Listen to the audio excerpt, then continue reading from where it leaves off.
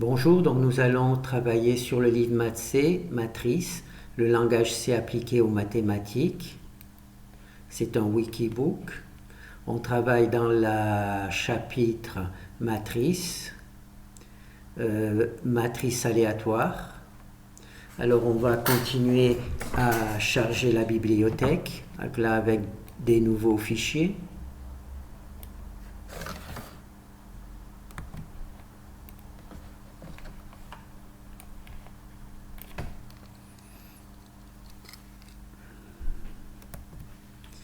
Alors, on sauve.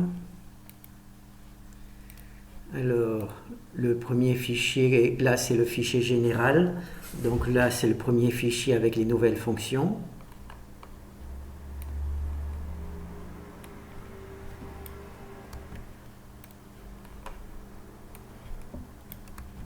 Alors il s'appelle VRM, donc R random pour matrice aléatoire et M pour matrice, donc matrice aléatoire.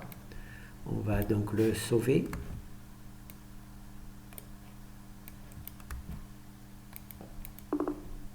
Voilà. Alors la première fonction ici, ça donne des coefficients positifs et négatifs, d'accord? Des nombres positifs et négatifs, des entiers. Alors ici, on choisit le nom de la matrice et ici, on choisit la valeur maximale que l'on souhaite. Par exemple, si on met 999, on va avoir un nombre entre moins 999 et plus 999. Et là, il y a une boucle for qui parcourt tous les coefficients de la matrice et qui introduit un nombre aléatoire pour chaque coefficient. Là, dans ce cas particulier, ça sera un nombre entier entre n et moins n. Donc si on met 99, ça sera entre moins 99 et plus 99, d'accord? Et le 0, en règle générale, je l'ai neutralisé. Ici, c'est la même fonction. Elle va travailler toujours sur la matrice A. Et ici, ça va être la valeur. Simplement, il n'y aura que des nombres positifs. Il n'y aura pas de nombres négatifs. D'accord? Et ici, c'est une autre version. On crée toujours une matrice avec des nombres aléatoires, mais cette fois-ci, on pourra mettre des nombres à virgule. D'accord? N permettra toujours de choisir un nombre entre n et moins n, par exemple entre moins 99 et plus 99. Et E permettra de dire le nombre de chiffres après la virgule que l'on souhaite. D'accord? Donc ça, on va le voir dans l'utilisation de cette fonction. Ensuite, ici, ce sont des matrices triangulaires.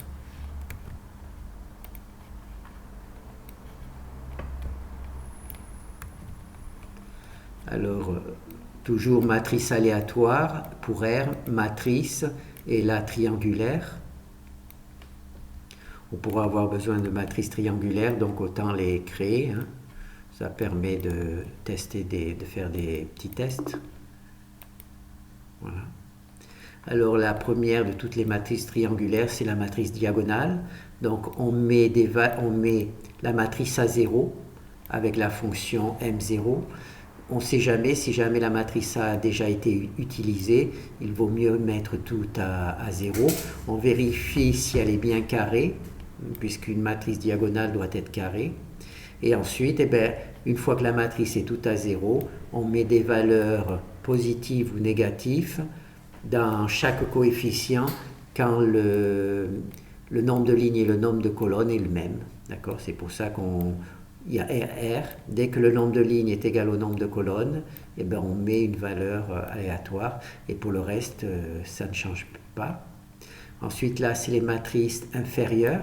C'est-à-dire qu'on prend une matrice carrée, triangulaire, et la matrice, tous les coefficients sous la diagonale sont nuls. Ne sont pas nuls, ont une valeur, les autres sont nuls. Donc on remet aussi, il faut que la matrice soit carrée et que tous les coefficients soient nuls. Et ensuite on parcourt la matrice et si R est supérieur à C, on met une valeur. Donc on va voir ça sur un petit dessin. Donc on va dessiner rapidement une matrice. Alors 1, 2, 3, 4 et 5. 1, 2, 3, 4 et 5. D'accord? Alors maintenant on supprime là, on vient là. Alors 1, 2, 3 et 4. 1, 2, 3 et 4. D'accord? Alors ici, qu'est-ce qu'il y a marqué? On remplit la matrice quand R est supérieur ou égal à C. Donc ici, R est égal à 1. 1 est égal à 1, donc là c'est bon. Là, R est égal à 2. Donc 2 est supérieur à 1. 2 est supérieur, R est supérieur à C, ou 2 est supérieur à 1. Donc on marque là. La 2 est égal à 2, donc c'est bon, on marque là. La 2 est inférieure à 3, donc on ne marque rien ici. Alors ici, on passe à la ligne 3. La ligne 3 est supérieure à 3 est supérieure à 1, donc c'est bon. 3 est supérieur à 2, donc c'est bon. 3 est égal à 3, donc c'est bon aussi. 4 est supérieur à 1, donc c'est bon. 4 est supérieur à 2, donc c'est bon. 4 est supérieur à 3, c'est bon. 4 est égal à 4. Voilà. Donc RC, quand R est supérieur ou égal à C, on a ce type de matrice. D'accord?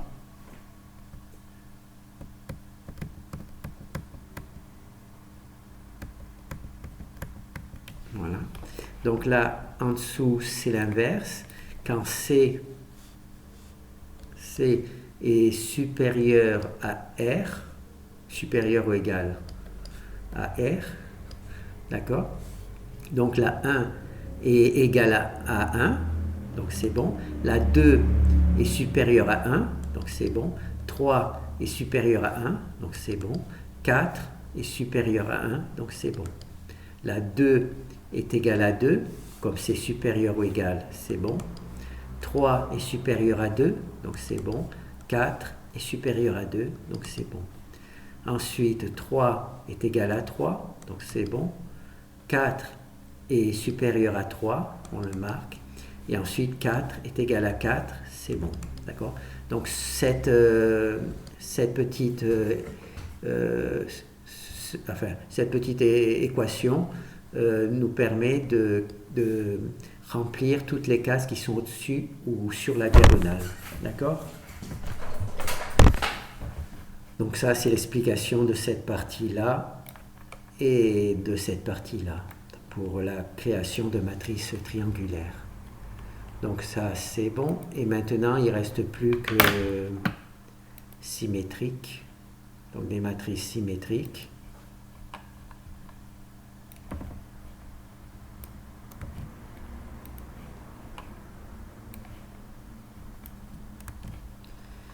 Alors, hop là.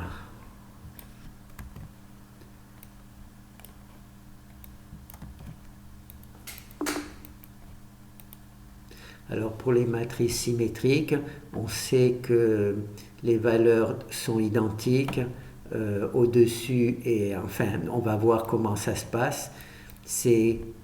On parcourt donc toute la matrice avec deux boucles for, on donne une valeur aléatoire à x, d'accord? Et quand R, on met donc une valeur à RC et on met la même valeur à CR. Donc les deux points qui sont symétriques par rapport à la diagonale. Et quand elle est elle-même sur la diagonale, ça fait RR. Et donc là, RR aussi. Donc ça donne aussi, ça travaille aussi sur la diagonale sans problème. D'accord?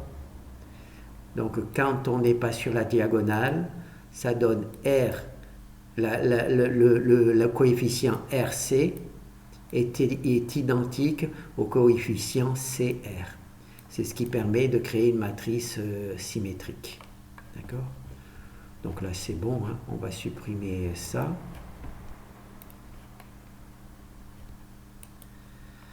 Alors on va juste donc commencer les fichiers de commande, les fichiers C. Voilà.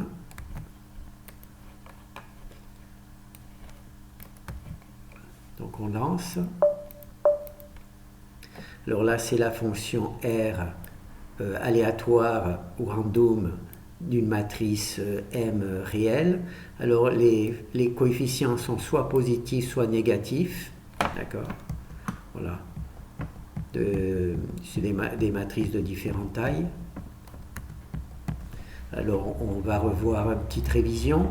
La fonction qui permet de créer une matrice, d'accord, avec R ligne et C colonne, c'est cette fonction-là. Et la fonction qui lui est réciproque, c'est la fonction F free qui libère l'espace alloué et qui doit correspondre à la matrice que l'on vient de créer. Alors ici, on met la fonction de nombre aléatoire. Alors là, c'est entre moins 9 et plus 9, d'accord, puisque c'est R, c'est non positif et négatif, entre moins 9 et plus 9. Et ici, c'est la fonction qui imprime, donc c'est P, print, d'accord. Alors on imprime quoi? La matrice A, space. Pour imprimer, il faut print space. Ça va vous permettre de vous rappeler S, P, C. Alors S pour le nombre d'espaces qu'on va réserver à chaque nombre, P pour le nombre de points après la virgule, et C pour le nombre de colonnes que l'on veut par ligne. D'accord? Par exemple, là, il y a 5 colonnes par ligne maximale. Voilà. Donc là, il y en a 8. Donc comme on a dit qu'il y en avait 5 maximales, d'accord, il y a une deuxième partie pour la matrice. D'accord. Donc c'est des nombres positifs et négatifs entre moins 9 et plus 9. Il n'y a pas de zéro, j'ai supprimé les zéros. Donc là, on a vu le maximum. Voilà. Alors là, au lieu de mettre des coefficients statiques comme R2, R3, j'ai mis des nombres aléatoires, ce qui permet d'avoir des matrices avec des tailles aléatoires.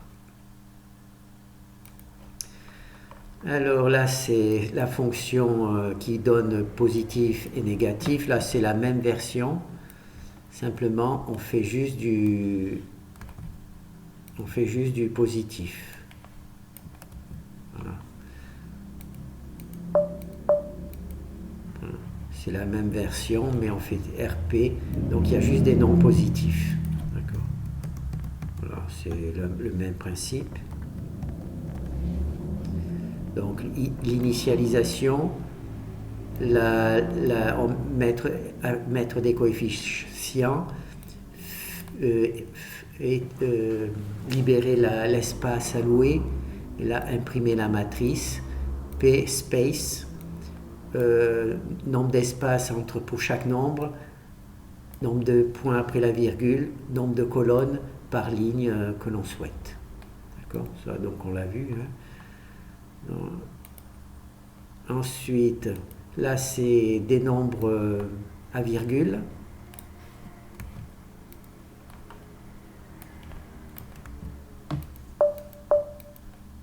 Voilà. Donc là, donc là c'est la fonction qui donne des nombres à virgule pour la matrice A. Donc là c'est entre moins 9 et plus 9. Entre moins 900 et plus 900, d'accord, c'est ces valeurs-là. Et là, 0 chiffre après la virgule. Là, la même chose, entre 900 et plus 900, mais avec un chiffre après la virgule. Donc, ça fait qu'on passe entre moins 99 et plus 99, puisqu'il y a un chiffre après la virgule. Là, il y a 2 chiffres après la virgule. On est toujours entre 900 et moins 900. Donc, ça fait des nombres entre moins 10 et plus 10, d'accord, ensuite il y a 2 chiffres après la virgule, d'accord, et là il y a 3 chiffres après la virgule, donc ça fait des nombres entre moins 0 et plus 0, Voilà, c'est ce type de nombre. D'accord?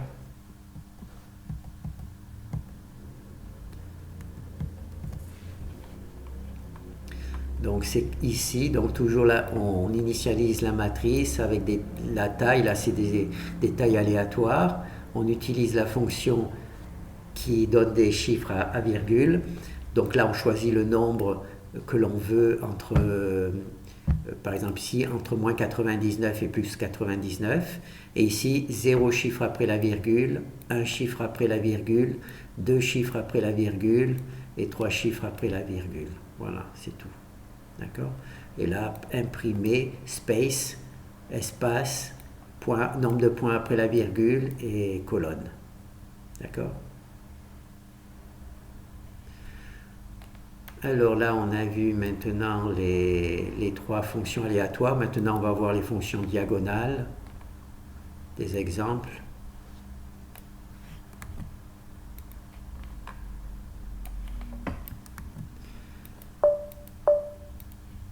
Donc là, on a simplement une matrice diagonale. D'accord? C'est une matrice diagonale. Voilà. De différentes tailles. Donc là, c'est bon.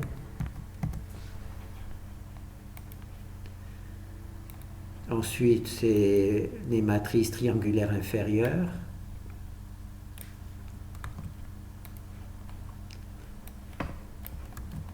Voilà. Donc on va lancer. Voilà, c'est triangulaire inférieur, c'est-à-dire que tout ce qu'il y a au-dessus de la diagonale, c'est 0. D'accord? C'est pour ça qu'on dit triangulaire inférieur, puisque les valeurs sous la diagonale ont une valeur non nulle. D'accord? Elle pourrait avoir des valeurs nulles, hein, mais moi, il n'y en a pas, puisque j'ai choisi de supprimer les valeurs nulles. Donc là, c'est triangulaire inférieur, ensuite triangulaire supérieur.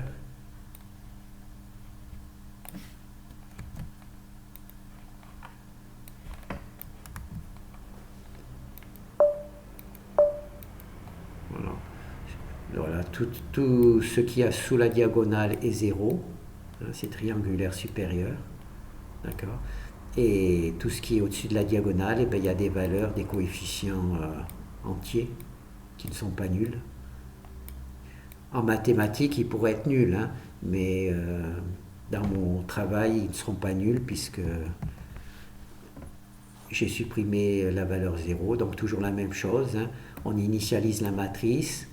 Ici, on la détruit.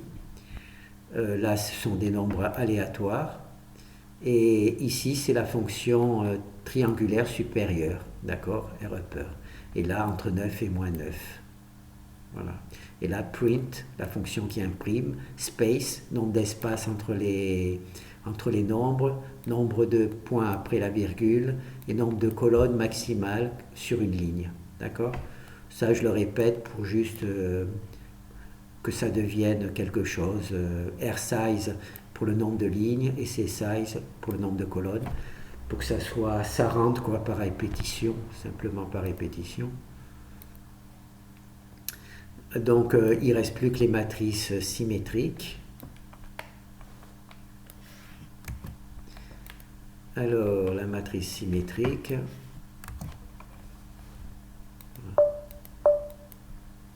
Voilà.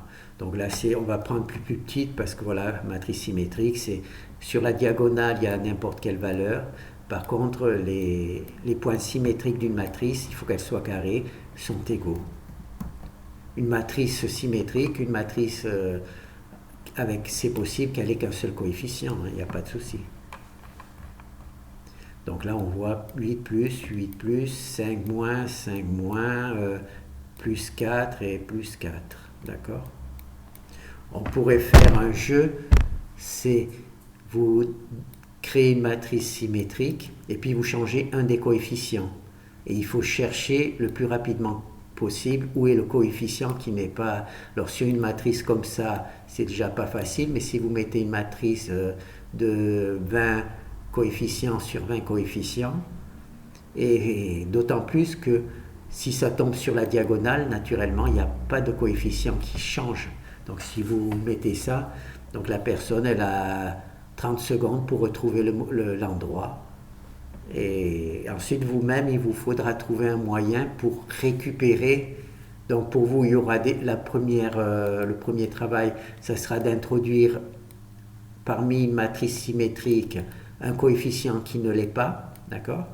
Et ensuite, eh ben, retrouver ce coefficient. Le mieux, naturellement, c'est de mémoriser la position du changement et ensuite de vérifier si la personne a bien trouvé la position du changement, d'accord? Et on peut éventuellement faire deux valeurs ou trois valeurs qui ne sont pas, et la personne doit retrouver. C'est un petit jeu que l'on pourrait faire.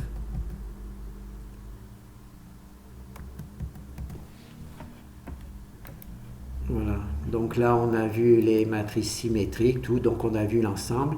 Là, le prochain travail peut être intéressant puisqu'on va étudier comment est écrite la fonction print qui affiche les matrices. C'est un petit truc intéressant, je crois.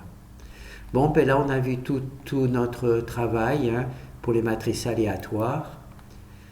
Et ensuite il y aura les matrices compatibles, copier les matrices, les opérations de base. Et ce n'est que dans quelques vidéos que l'on commencera par attaquer le déterminant. D'accord? Bon, ben merci. À bientôt.